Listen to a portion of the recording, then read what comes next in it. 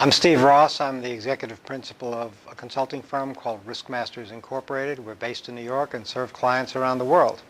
I was speaking here at this conference about cyber preparedness for interruptions in business due to cyber attacks.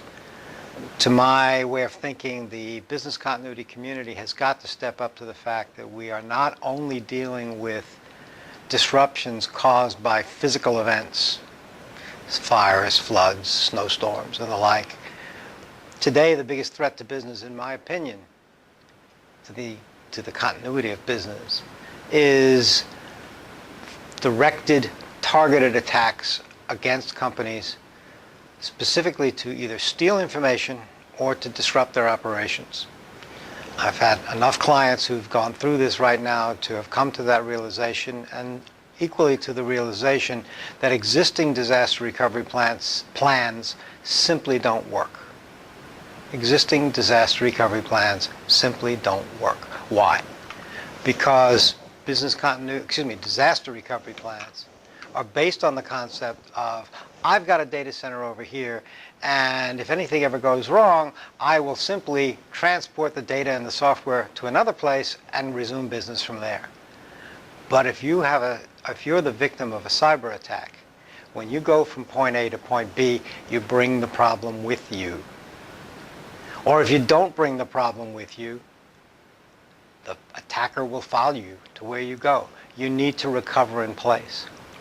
And in order to recover in place, you need trusted images of your software virtually every day, retained for a very long time, perhaps as long as since the last release, and you need to validate those on a regular basis, and you need to store them in what I call an air gap, or an air gap data center, a place that has storage, not a lot, a few servers so you can do the validations, and a tape library so that you can keep the backup tapes as well as the replicated